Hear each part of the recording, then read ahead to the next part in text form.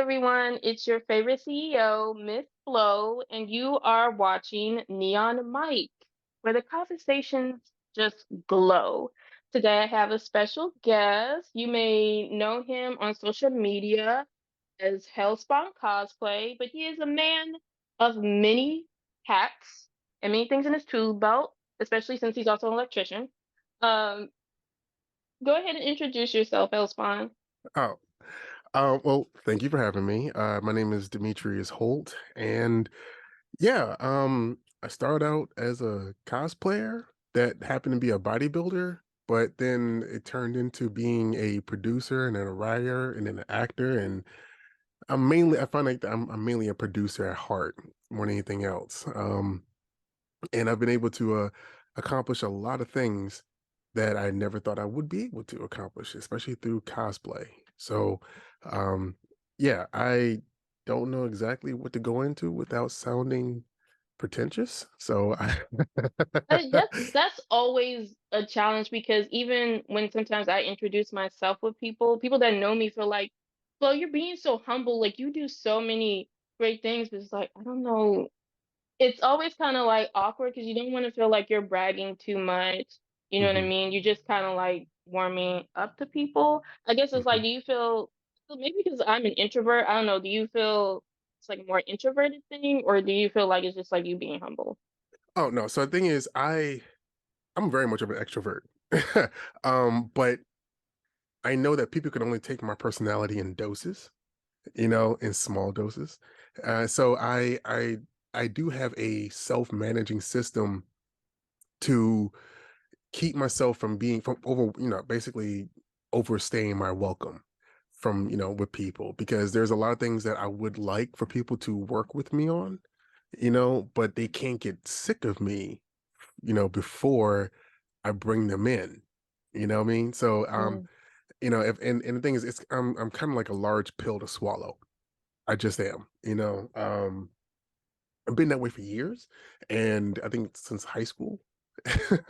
and um and knowing that I am in an environment where there are a lot of people who have limited social batteries, Mm. I try my best to not take up a lot of that battery, because there are things that people really want to express, and I have to be willing to listen in order to make them feel comfortable so that I can hopefully put them in a position to help them or help myself, just by having them in my presence. You know what I mean?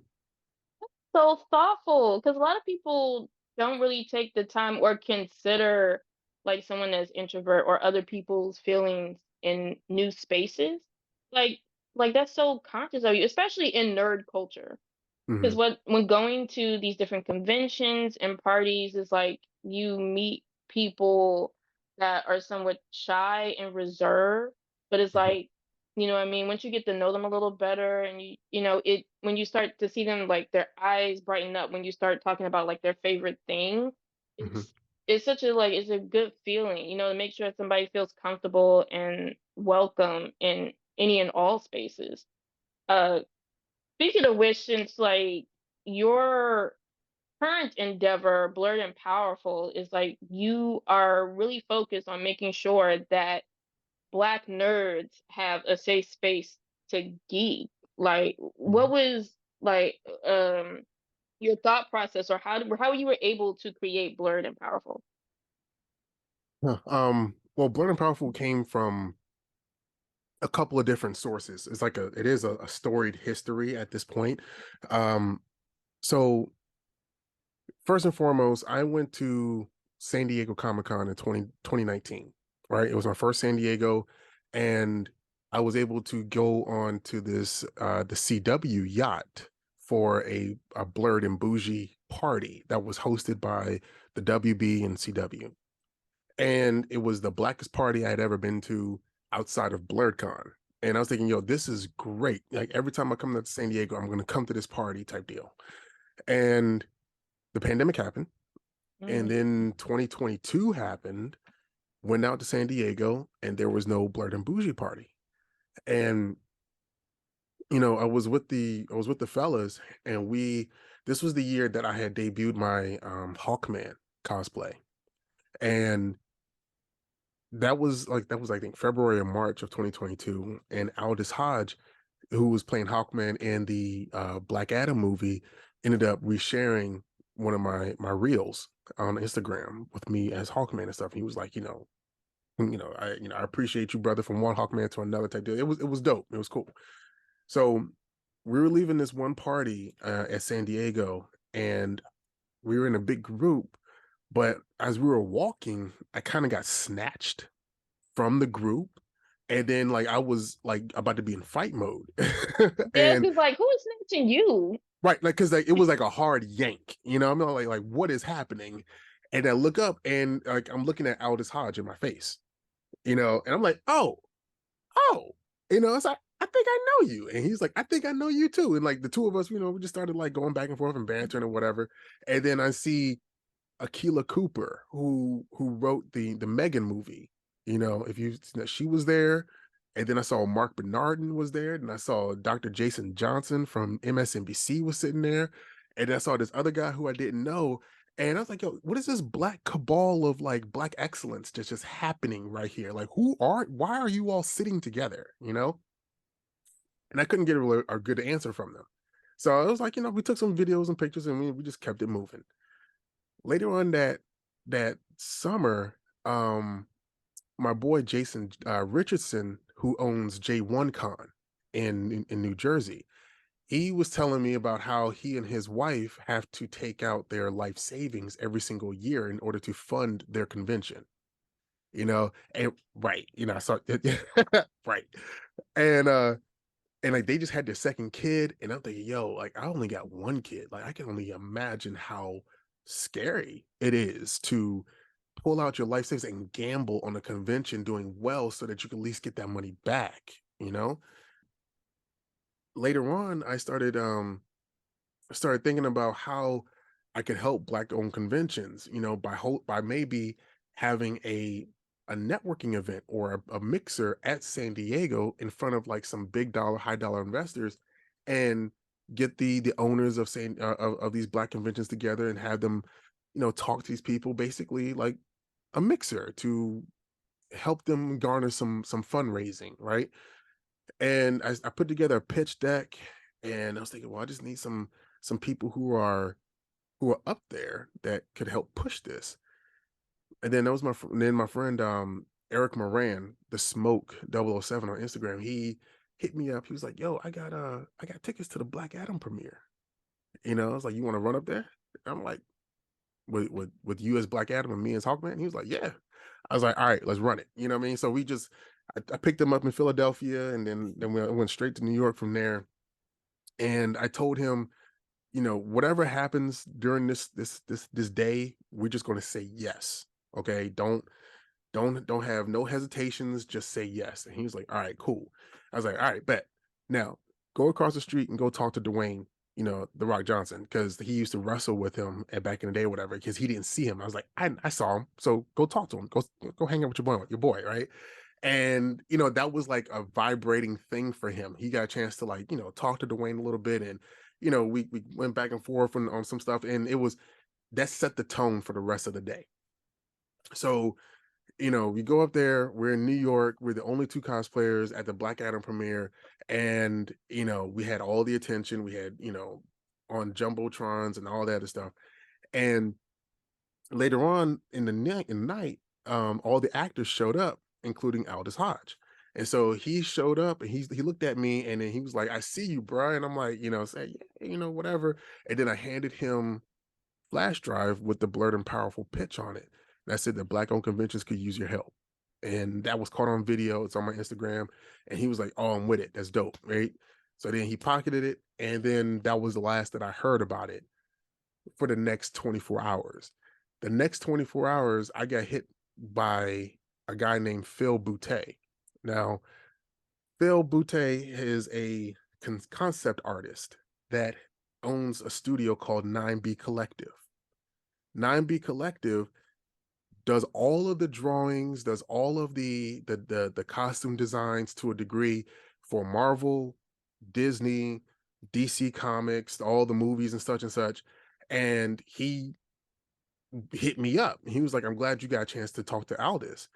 And I'm like, who are you? Like let me just go through your Instagram. And I saw who he was, and then the co-founder for 9B Collective is Aldous Hodge. And I was like, oh, Oh, right. And he says, yeah, I'm the one that snatched you at San Diego. I was like, really? And he says, yeah, I've been following you for a while. I just don't say much. I just don't say anything. I'm like, oh, okay. And then I was like, well, why were all y'all together, at San Diego like that? He says, oh, we're the ones who planned the Blerd and Bougie party back in 2019. I was like, son of a bitch. like, did you straight up ask them like, "Yo, like, are you bringing it back? Are they gonna bring it?"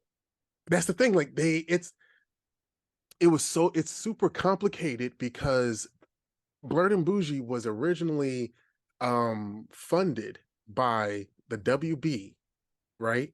And back? since those executives are no longer with the WB, they can't legally use that term anymore that I know of. And so everything that they have had has had a different moniker to it, and like this year they were back again, but it was a private event because of the writer and actor strike, you know, Mm, because this time it was hosted by executives who happen to work for Amazon Studios. So, I mean, like they still have blurred events. They still try to bring the culture together at San Diego as much as they possibly can. But due to the restrictions of what's happening in Hollywood, they can't promote it under a certain studio or any studio for that matter. So mm.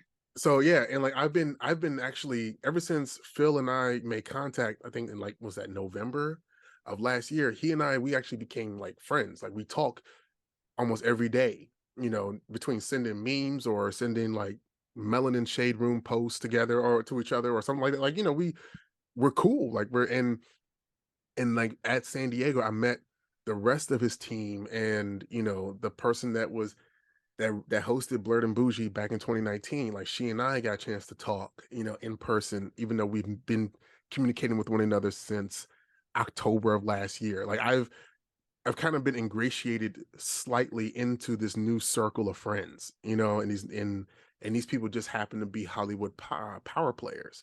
So everything that I'm doing now on an executive side kind of includes them, and I kind of like I'm building a blurred station. I'm not blurred. I'm not building it myself, but I'm a part of a team that is building a blurred centric speculative fiction streaming app that will rival Hulu and Netflix and all the rest of them. Like right now, like we're in the middle of building all of that up, and these people are now a part of that team now too.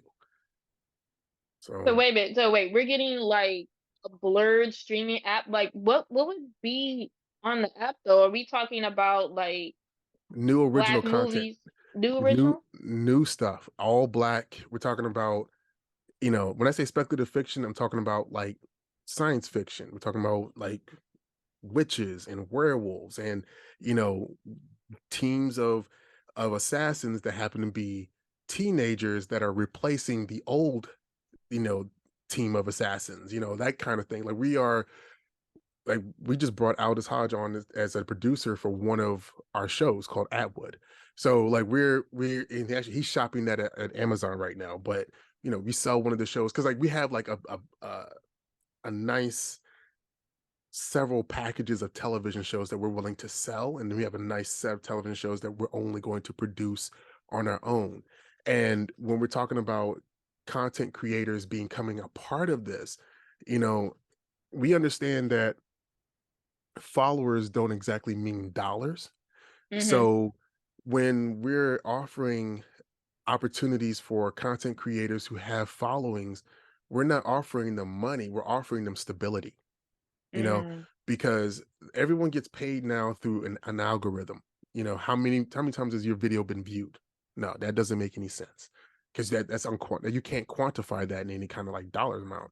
But let's just say you're a content creator with a million subscribers, I mean, a million followers. You turn those followers into subscribers of the app, then you get, let's just say 95 cents per subscriber that you have per month as a monthly stipend. For you to create content on the app, and the burden's not all on you because you have other content creators and you have other things that are being made for the app that will keep people there. You just happen to be getting paid every single month based on the fact that these people signed up under your name. Right. That's pretty dope because and it actually like gives me more hope after dealing with everything with the writer's strike because I have Mhm. so many students now that want to create their own comic book or be creative writers, you know what I mean? Be the next uh Issa Rae. You get what I'm Right. saying? Mhm. But it's a bit discouraging because you see like these streaming apps and these executives are not willing to pay their fair share to the actors and the writers. So it's just like I don't want as a teacher to say, well, maybe what's your backup plan because it's looking kind of grim, but I want them to still, to pursue their dreams and hearing you say that you are creating this streaming app that's exclusively black black owned, black driven, black written, like that just like warms my heart so much because it's like there's hope at the end of the tunnel. Well, I'm sending the deck to you now via email. And we can talk about it as you go through it. But essentially, we understand that Hollywood, the way that it is now, doesn't work for a lot of people, and it especially does not work for Black people. You know, there was a New York Times article that came out a couple years ago that said that Hollywood leaves on the table about $10 billion a year because they pass on Black-led projects every single Mm. year, right? So if $10 billion is left on the table, what could we do with just a slice of that and be able to do something with it? Essentially create a Black Hollywood. You know, we will be able to, green light projects a lot faster, because the executives, will be able to just be like a direct contact to all of the content creators and all of the people who want to be a part of this. Personally, I'll be hosting, or actually, I'm writing a show now that's called Issue One, where we would be funding comic book creators that have, let's just say they need anywhere between $5,000 to $10,000 in order to launch their first book. We would not only help them do that, but we would do it on a scale where we'd be able to debut their book at a convention, a Black owned convention, and get them to possibly get sales there and then we're filming the entire process, and that's content that's going onto the app. You know what I mean? So we're working with another like entity like, Hag, where, hip hop and gaming. We talk to them. They like the idea of them doing a concert series, where they go around the country now and they host events.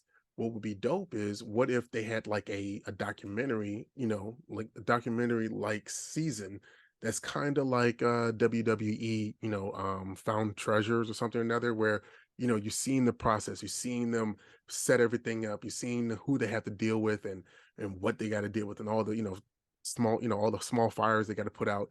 And then we'll be able to live stream their event, and then not only does that give them exposure to host more events, but then yet we will also keep their events on the app as like on demand so that people can see the progression of how big their events get. And then once we get to the point where we are having, red carpet events and, and having large activations, they will be the ones that will be hosting it. So, we're trying to find different ways to give the people who are in the industry now, just on a lower scale, as much leverage as possible, as much experience as possible, so that they can grow, and be the juggernauts that they know that they are. They just don't have the funding or the exposure, and that goes exactly into what Blurred and Powerful is all about as well. We're trying to grow the Black owned conventions to the point where they're like San Diego, or they're like New York Comic Con, or they're like MegaCon Orlando, and they don't have to struggle in order to find sponsors, but sponsors run to them because they know that it's worth it, and they just need the platform for it. So between Blurred and Powerful and Blurred Station, I can see so much synergy between both, and then there's so many other things that were help that are bringing that are being are brought are part. I'm sorry, that are being brought in a part of the app um that's amazing for conventions in general. Um, there's a company out there called Qubio that I introduced uh, to KDS Entertainment, and they specifically have an app that would keep people engaged throughout the year through all the Black conventions, not just that one app for, like, let's say BlerdCon, or just that one app for like KatsuCon or something like that. No, this app would actually connect and have and be like the hub for Black conventions throughout the entire year. And then you can use it as a social networking space as well. So therefore, you don't have to really deal with the racist comments that we get from like TikTok or Facebook or Mm. anything like that. So there's a lot of safe havens that are being created and integrated into this app, and there's a lot of work that's being done right now. So Just to hear you talk about this is just like, wow, we really had to create a green book for mhm. conventions. And because like in 2023 you would think, okay, yeah, things would kind of get better, but no, it hasn't. It just kind of like, it probably even got worse in a sense, because like you as like a cosplayer who have done many of costumes that look great, by the way, but Thank you. have just dealt with backlashes. Was like, well, that character isn't black, so why are you portraying, you know, a white or Asian character? And then Hmm. I'm just like, can we just have fun? Can No, I we just can't. like We can't. just We like can't have fun. No, no, because one, we're to the default. To the default, we don't belong. So therefore, they're going to try and make us feel like we don't belong. Um, it's funny that you said the word green book for Black conventions, because when I was at San Diego, I was passing out a card that had a QR code on the back of it it was called the Green Book for San Diego Comic Con. And you scanned it, like all of the Black events and all of the Black panels or parties or whatever popped up on that, and even the vendors, every Black owned vendor, popped up on that list. So we need this, because since we're not expected to be there um in such a great number, people count us out quick, fast, in a hurry, and then they don't cater to us, so we have to cater to ourselves. And it's not I've had to make this video before on TikTok where we're not segregating, we're not separating. We are creating a space where we don't have to code switch and mm, just exist, without having to worry about someone asking us, why are we cosplaying that character, or trying to diminish our presence because we don't look like, the characters that they love or something or other. I don't know. So we're just doing what we can to just make sure that when we go to these things, we have a good time. for sure. And it's so like, okay, so this is my first time when I met you at BlurCon. That was my first time going, and I wanted to check it out. I told my students about it, and they wanted to come with me, but I was just like, let me. I always like to scope things out first before I bring them. Where are you from? And I'm born and raised in DC. Okay. Okay. But like, I really, this is my first time going to BlurCon. Every time it came up, it was just like conflicting with my schedule. But it was like I had some time. And I was like, okay, I'm gonna go Saturday to check it out. And then it made me smile because I saw two students from the high school I work at there Hmm. having a great time doing like the tea party, and just feeling whimsical and carefree.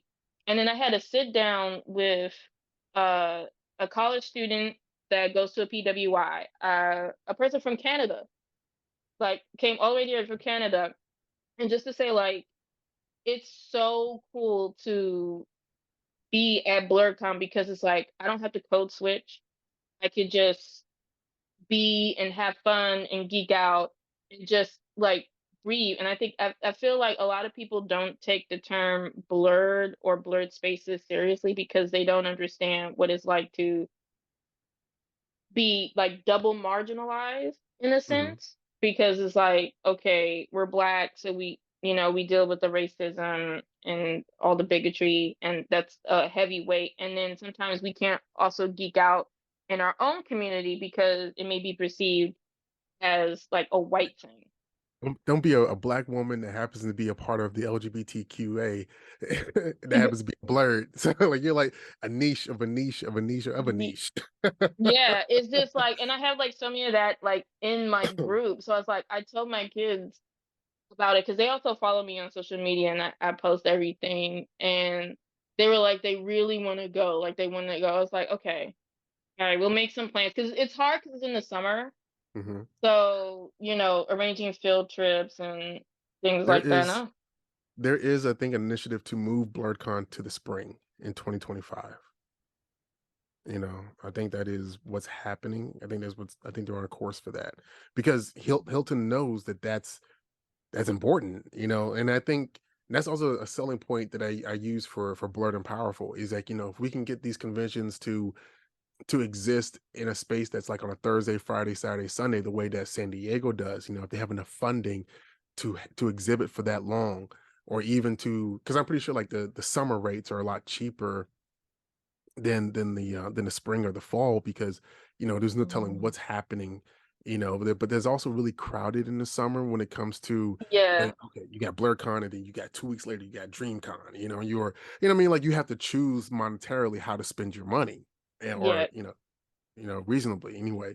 But if you put a con like in the fall or in the spring, you can have those kids come and actually take a field trip, spend time with the artists. If they want to be creative on that path, they can learn how to get into comics. They can talk to the right people who've already done it. And some kids just need just a little bit of push in order to set out on the path that they're supposed to be on.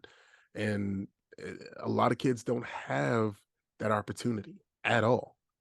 So it's kind of just like it's kind of up to us to create green books for ourselves or whatever. We have to create opportunities for our kids to express themselves on a creative level so that they're not feeling like they're just wasting away, or that they have no future because they don't see a path. Like this is our responsibility. Like we're the adults now.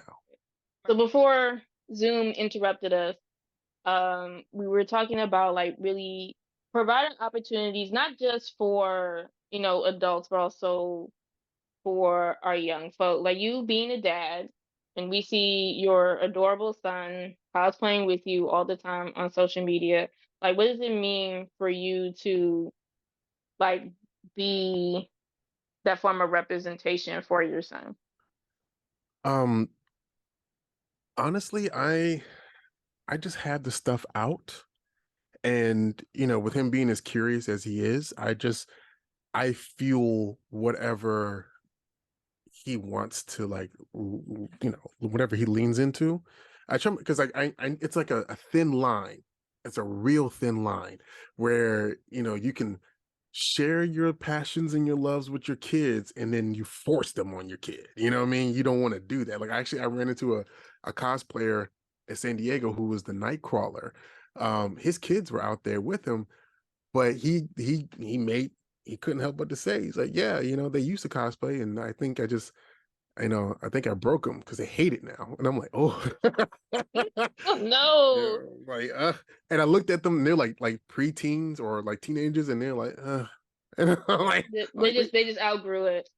right, and I don't want that for him. So, um, I watch everything that I would like to watch, whether it be anime or the older cartoons or like Power Rangers and stuff like that. Um, I watch all that stuff with him here, and he sees like my lantern, or he like I make sure that it's organic. If there's never a time that I force anything on him, but he if he sees me in roles, I don't know that he sees it, or he pays attention really closely to how I move, because I started to see how he mimics me, and it's dope, but then it's scary. That means like I don't know when he's paying attention. and and just being an example for him, kind of informs how I have to carry myself Mm, in all facets, you know. Um, I went to therapy several years ago before he really became a major factor. Because everyone's got like demons, everyone's got issues that they want to work out or need to work out. mm, Um, and I didn't want to pass any of that nonsense on to him. So just figuring out myself and then being mentally and emotionally prepared for him. I've been able to be a lot slower when it comes to how I react to things. And I think that that allowed for me because I mean, what's the saying that parents and children are born on the same day? mm, Like I'm trying my best to just make sure that um I set my best foot forward because he's watching. All of our kids are watching. And again, I'm 39 years old and there's no room for like real like mistakes mm. at this point. Like I have a house, I've got a mortgage, I got cars, but or my cars are paid off, but I got Yeah. insurance. You It's know what I mean? it's a lot it's a lot to lose. So you want to make sure Right. that, you're there for him. And also it's like this is the same way for teachers because like we have to be careful how we move too. You know what I mean? Because like I allow some teachers don't allow their students to follow them on social media. I don't mind it because I know I'm not wilding out. Hmm. You know what I Hmm. mean? And it means a lot to say like, "Oh, Miss Mary, you went to this, that, and the third," and kind of inspires them in a way. But you also got to make sure that you're not presenting any bad habits. Like I can't post myself with alcohol, or you know what I mean, or Right. like any other nonsense like activities, because a lot of times, either whether you're a parent or a teacher, it's like you are a blueprint to these young minds and you want to make sure that you set the best example so they don't get caught up in any mess. You know what I Right. mean? So like I totally get it. Um and it's interesting because like even with my parents, like they were nerds too. Like I grew up, well actually the whole household, from my sister, mom, dad, like we were watching X-Files together. It was Hmm. Star Trek, uh Power Rangers like in the afternoon. You know what I mean? So like nothing was like for us. It's just like that's just who we are as a family. We just grew up playing video games and that kind of like just stuck. Right. So it's just, the product of being a nerd parent. Most likely you're gonna have a nerd kid. And Yeah. And see, things like like his mother and I are not together. So, um, she's, more of uh, the sports sort. She's into like basketball and like kickball and such. So he's going to have a duality about him. He'll be able to traverse through both worlds. Like, and I was able to do that on my own. My parents, my mom, was the sci-fi geek who grew up watching the original Star Trek, with her parents and stuff like that. And right. Um and like um my dad is doesn't really like get into the geeky stuff, but he collects cars. He collects, things and that kind of you know so yeah. And then like knowing that I'm a former bodybuilder, so the lifting and all that stuff, he's going to be a part of that at some point too. And you know she's going to keep him on the athletic stuff and I'm going to have him in this world, so he'll never feel like he's out of place anywhere. When I do panels, if I have him that weekend, he's with me on that panel. He'll never be afraid of standing in front of a bunch of people and speaking because he's seen a good couple of like 100 people in front of him as a child, you know, as I've spoken in front of like big groups of folks before. So, I'm very mindful of the different influences that could possibly push him one way or the other, but I just want to make sure that he has the choice to, be whoever he wants to be and be comfortable in that realm, you know. oh, that's just so sweet. And I did see that you had a panel at AwesomeCon for it was Father's Day weekend. I'm Mhm. mad that I couldn't. It's AwesomeCon has gotten so huge. And Yeah. BlerdCon too. It's like, even though it was my first time at BlerdCon, I was just like, yo, this, I think it outgrew the space a bit. You know what I mean? I mean, Just, it's a weird space that BlerdCon's in, you know, like because I don't know if you've been paying attention to the criticisms of like in DreamCon, DreamCon exploded, from 5,000 people to like 22,000 people, this year. And they didn't really have the staff to keep up with all the things that was happening, yeah, right? I saw that post. But they had the space, whereas BlerdCon, it was crowded, but not too crowded. It's always been hot. It's always hot in that hotel. You know what I mean? It's always been hot. They've been doing better with having those air conditionings, machines or whatever in different spaces. But um honestly, I don't know what kind of venue they could go to that's Mhm. like a good in between. I don't know the answer to that question. Mm. But that's why I'm trying to get people in front of Hilton that are willing to offer those types of solutions because they have the money to, help with the insurances and help with the security, help with volunteers, and I guess some other ideas that can help with as far as sponsorships go. But they have to be in that space to receive those ideas, and it's kind of hard to do so when you're being bombarded with all the negative commentary. You know what I mean? Yeah, I just don't want people to be deterred from some of the hiccups, because like I get it, and it's like, damn, I should have did 3 days, because it was like it was so many things that I missed and I wish I could have Mhm. explored, being my first time there. But like I don't want like them to get any negative backlash. It's just like it's kind of like in every convention. All I'm hearing is just like it's just no matter where across the country, it's just more people are going to these things and it's getting, noticed. But it's just hard. Yeah, like you said, it's in the heart, it's in the in between. You know what I mean? If they move to a bigger venue, let's say like the Walter E. Convention Center in DC, that could also mean like a rise in pricing. And nobody really wants that either, because it's like I feel like BlurCon was pretty affordable to compare it to, AwesomeCon. So it's just like, man.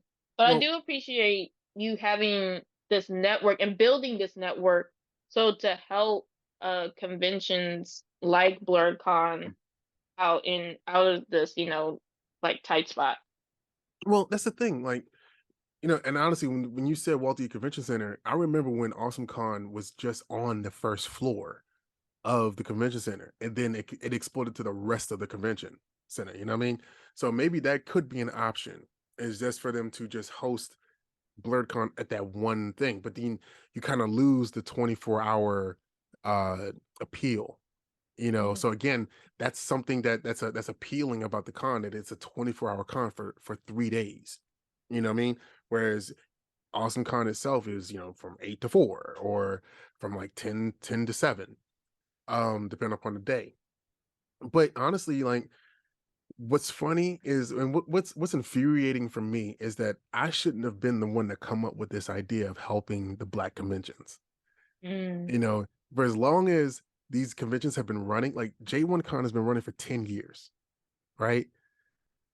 BlerdCon just had their 6th year, you know, and then Black Label Comic Con has been happening for like 5 years. I mean, ECBAC, the East Coast Black Age of Comic Con, that's been happening for a good amount of time. And also like the Urban Action Showcase in New York, that's been happening for years. Schaumburg, years. Why is it my black ass coming coming out of nowhere saying, well, how come we're not helping the institutions that we all go to every single year? Help them grow. Why aren't we doing that? It's like we expect so much from a convention because they exist as if we're entitled to it, yet we're not feeding into them in a way that would be beneficial for not only them, but us as a whole.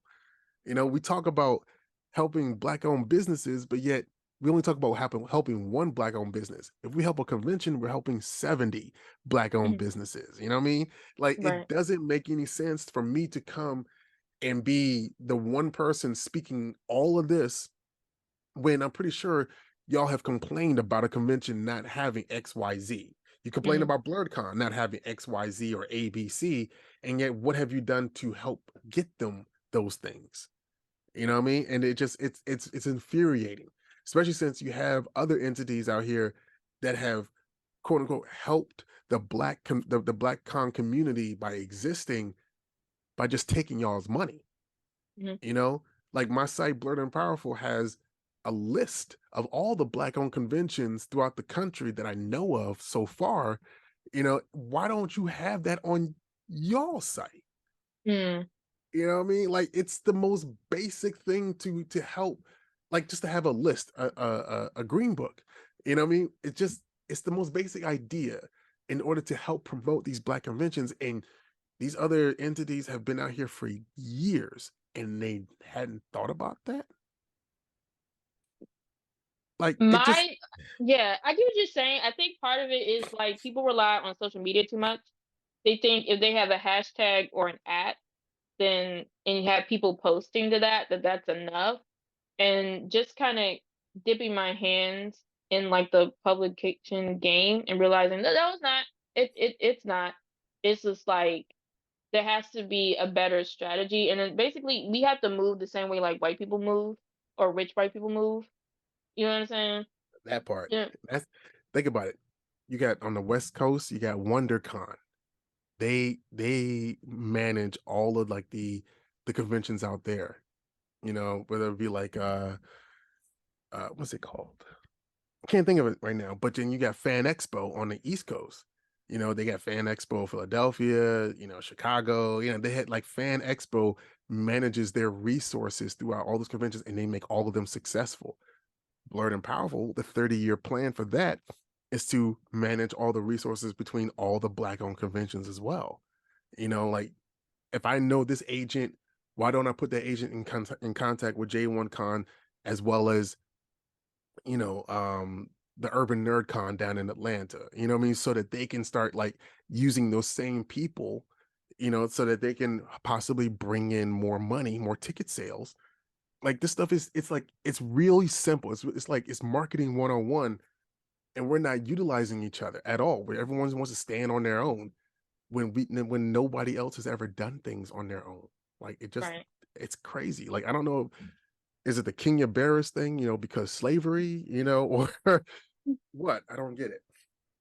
Networking for me has always is kind of new. And when I started going to different workshops and things like, okay, now that I'm learning this in my 30s, maybe my students are learning this now. And then I started, you know, at an event where I brought in other photographers and people in media in so they could network. So Mm, I think for the most part, like learning to establish the connections. Oh, it's what like kind of what Issa Rae said. It's like we're so used to networking up. We're trying to acquire someone that's like above us, but we don't focus on like networking across from us. You know what I right. mean? So it's just I hate to, it's not like it's a new concept. I just think that we just kind of sometimes have to be more realistic and just be willing to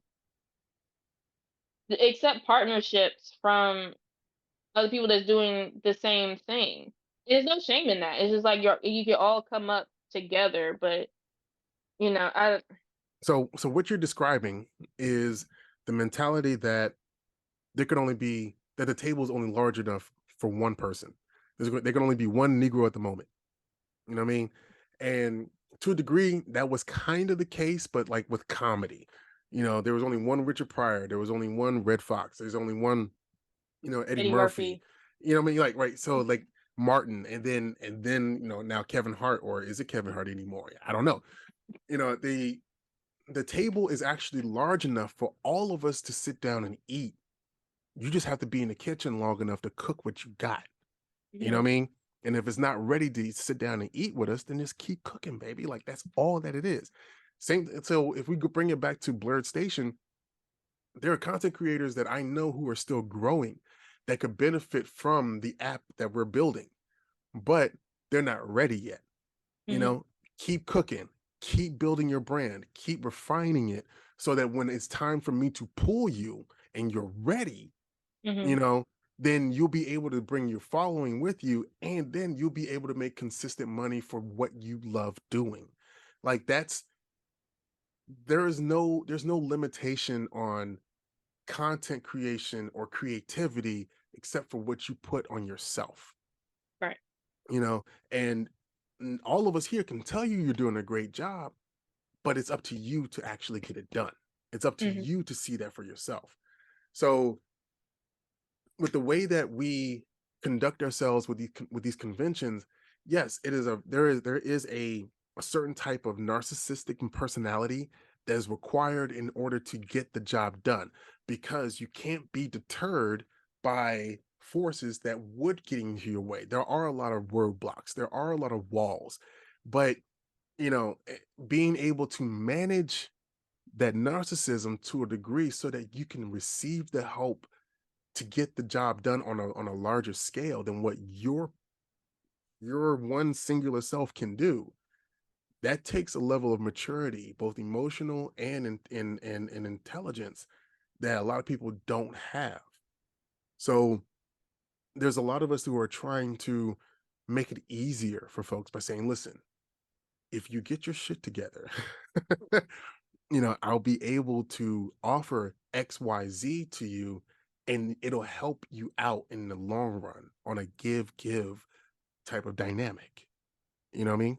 Right. So as opposed to like how the traditional quid pro pro, you do something for me, then I do something for you.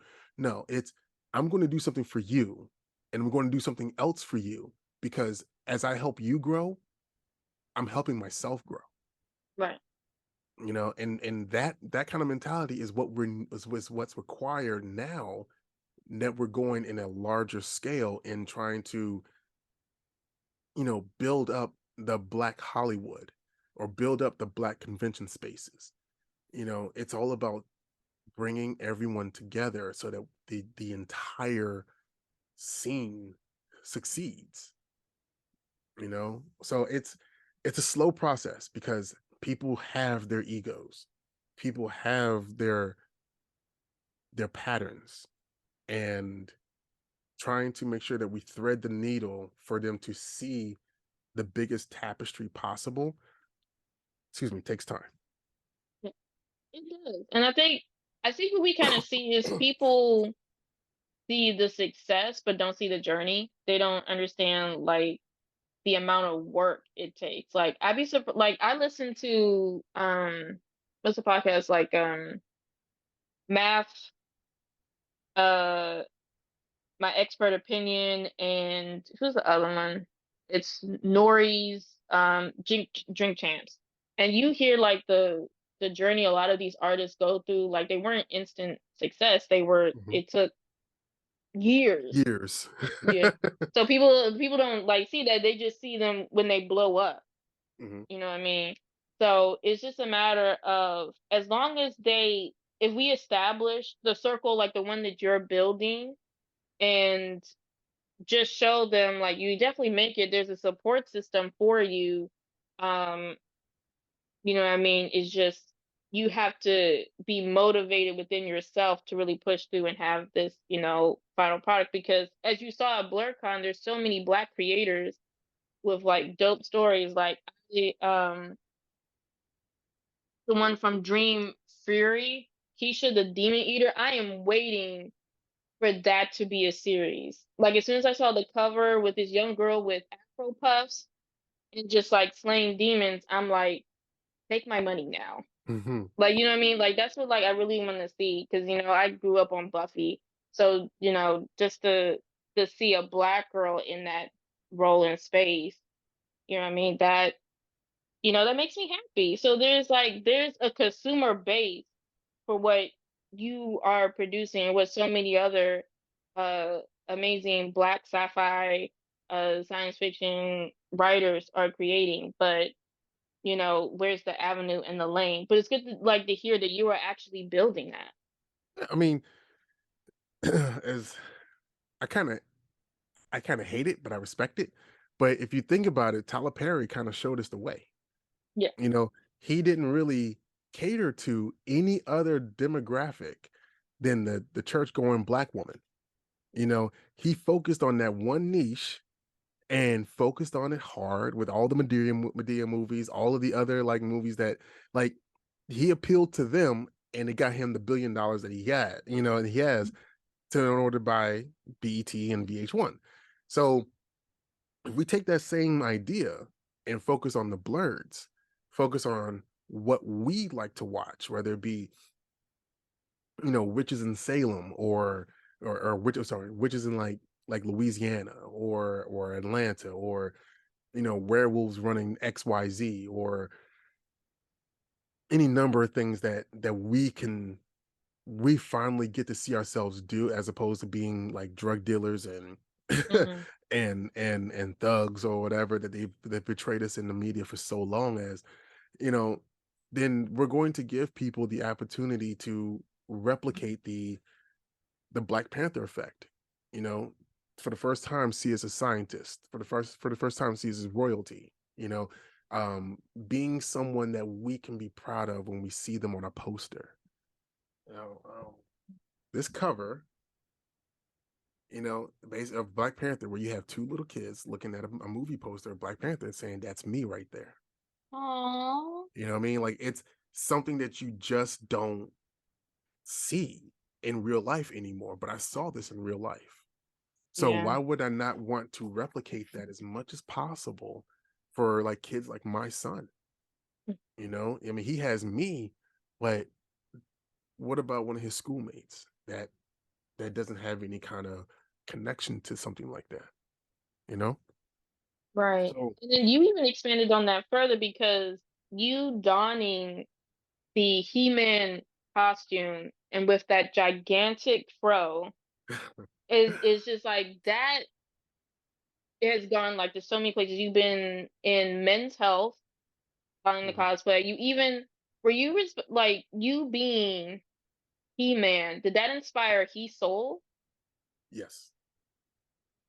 It's like can we see the like and now it's like Yeah. he's canon in In DC and Dark Horse Comics, yes. He's canon within the Masters of the Universe now. So yeah, He Soul is me. He's just an amalgam of Sunman. Is This is Sunman by Wally Eason, and she created this character back in 1986. But yeah, in order for Mattel to properly own the image of He Soul, he had to come from like a completely different source other than just a cosplayer, because you know, legalities. And I'm saying, fine, I don't care, get it done, because that's the representation that we need. You know, hell, I'll sign a waiver. I don't care. Just get it out there. Um, and see, that's kind of a crappy thing for me to do, because there's so many people out there right now, like with this actor strike, they're trying to preserve their image so that is so they can get paid for it, right? I Mhm. get that, but as a cosplayer, my face is all over Pinterest, right? If you do a specific search, my face pops up. And right now, I'm one of the images for Tim Fox Batman. Like that's my face that they're using for that comic book cover. You know, I don't get anything for that, but it's still one, dope. Two, it's helping some kid out there to see a black man be Batman. You know what I mean? Like, am I supposed to be upset with that? You know, I don't know. Right. It's a nuanced argument. It's one that doesn't have any right answer to it. And that's the problem with the internet, is that you either black or white, one side of the fence or the other, when you can be really both at the same time. You know? Right. So Especially with the talk of AI and like it's just could easily replicate with other images, whether mhm, it's image, audio, written content, that's what, is kind of threatening a lot of jobs right now. But I get what you're saying is because you grew up like in the 80s and 90s, and for a long time, you didn't see too many positive representations as a kid, like or like heroes. So for you as an adult to see just you just started doing He-Man as a cosplay. Like, what made you want to do He-Man in the first place? Let's start there. Well, like I said, I'm a child of the 80s. I've been a fan of He-Man since I could remember watching television. Like I was my dad, my both my parents are Air Force. So my dad was in Korea when he was sending VHS types of shows that I couldn't watch on this side of the country or this side of the world or whatever. And it was like it was He-Man, it was Robotech, Thundercats, um, some Sailor Moon stuff was on there, and like Ronin Warriors and stuff like. And then a couple years later, that's when that stuff started coming over here in the States. But I was watching all this stuff, so I was always a fan of He-Man. And like I thought of having an afro and being a black He-Man or whatever since I've been like 4. So a 4-year-old came up with that look, and I don't know. Like again, I don't know why I am the first one to do things when these ideas are kind of just out there. Like Jim Kelly from like Enter the Dragon, or some other like black exploitation like kung fu movies or whatever. Like he had a big ass afro. Like why hasn't there ever been another He-Man cosplayer with a big afro? Like I don't get it. Like why do I have such a novel idea? And then come to find out, yes, there's so many people that was like, well, I could have done that if I had thought about it. I'm like, well, you didn't think You about didn't. it. You know what I mean? They hating because I looked the way that I did because I was coming up. Well, that wasn't that year. I had stopped bodybuilding the year prior in 2017. I did He-Man 14 months in to cosplaying. So it was like October 2018 was that first photo shoot. And yeah, like I mean, I was a bodybuilder. The He-Man's going to be in the back of my mind. The same way you got some women out there that have Barbie in the back of their minds, and when they get dressed and how they become fashionistas and all that. That's the it's kind of valid and fair. So yeah, so I did that, and then I was just supposed to do that one time. That was supposed to be like a one-time cosplay, and that didn't happen. And It just it just became part of like your whole brand. yeah, it became like for a while, I was He-Man and He-Man was me, and um there was a lot that came with it because like the popularity part of social media came overnight. Like I had like probably had like 4,200 I probably like 4,200 followers or so on Instagram, and then over the course of like maybe a month and a half, exploded to like 12,000. And I'm like, what is happening here? So now that I've been given a platform, what am I going to do with it? Mm. So excuse me. So you start talking about having more, POC representation in mainstream media. That became my platform for a very long time until just recently when I started thinking about black owned conventions, you know? And so I didn't force in nothing that I've done in this cosplay realm has been forced. It's just okay, well, this is what we're doing now, and this this is what makes sense, and I'm the only person who seems to be doing it. So I will just do it. You have so many people who are like, I'm a leader in this community, and yet they're not giving other cosplayers the opportunity to be showcased. You know, the documentary that I produced for Juneteenth, it's everything is done, between like IMDb, like everyone has credits now. Like you work with me, I'm going to get you into a place where you can start building on your own career, and there's a lot of people who don't do that. They Hmm. focus on themselves. And here Right. again, here's the give. You wanting to be a part of something that I'm creating, I'm going to put you in a place where you be able to continue to create on your own and build and possibly build a resume so that you can be the actress that you want to be or the actor you want to be or the stunt person you want to be. A lot of people just aren't given that opportunity. And I don't understand why when you use these people in a way that is only beneficial for you. That's crazy. to me. It's selfish, and a lot of unfortunately, there's a lot of selfish people that are at the helm. But it's good to hear like someone like you who just started out as a bodybuilder and just cosplaying for fun is now given like had this huge platform in your hand and you're willing to elevate other people as well. And that's a dope story. Thank you. Like, I mean, it just makes sense. Like I don't know, that Mortal Kombat video that we did, you know, last week. Like my boy David, DJ David, he's the one who put that together. I I was just there just to do dumb shit with my friends. Like I wasn't trying to I wasn't trying to make a viral video. I was just trying to do like, some dance stuff, like I wanted to do some stuff. And we the way that group chat worked was that everyone who had footage, we put it into a Google Drive or to a Dropbox, and people was just able to pull what they could and make what they wanted to make from it. you know, and Dave produced that video that has all the special effects and all that stuff. And I got it out there, you know, I guess before everyone else did. And the numbers tracked. And then I tagged everybody, and then everybody else started sharing the same video, and they started tagging everybody. And like, that's how you're supposed to do collaborative projects, so that everybody that's a part of the project gets as much shine as possible.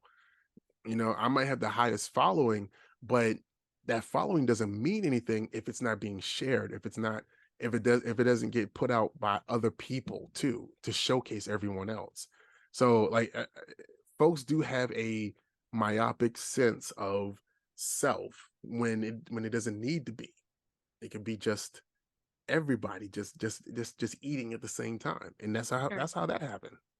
right. Everybody could win. It's just that, Yes. just put them in the right place, right time. I want to thank you so much for speaking with me today. Well, thank you for Um, asking.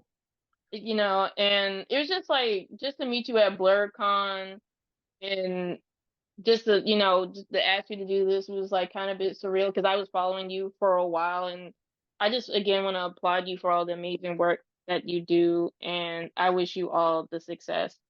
Where can we find like your documentary, and all the other stuff that you have done? Okay, so the Juneteenth documentary. Well, I have a partnership with Always Press Record Television. So APR TV is what you would search for on your Roku and Amazon Fire devices, and you can find several of my projects on there. I'm still in the middle of creating an animated PSA, or at least a series of them, for Black children based on the He-Man cosplay, to let them know that their Black heroes exist. The first one is done. I still have to finish writing the fourth and fifth one. Um, and so that's there. The X-Men, cosplay showcase is on there as well. All this stuff is also available on my YouTube channel. If you look up Hellspawn on YouTube, all this that stuff is there as well. Hellspawn on TikTok and Hellspawn underscore cosplay on Instagram. Um, yeah, that's where you can find me socially. Yes, social media wise. Yes, and Right. everything else It, that I'm doing, there's a lot of stuff it's just a lot. Your resume is just keeps building, building, building. there. All right. Well, thank you so much. I Right. appreciate you. Oh, no problem. Thank you. And see how you guys glowed from this conversation? Stay tuned for the next episode. I'll catch you guys later. Bye.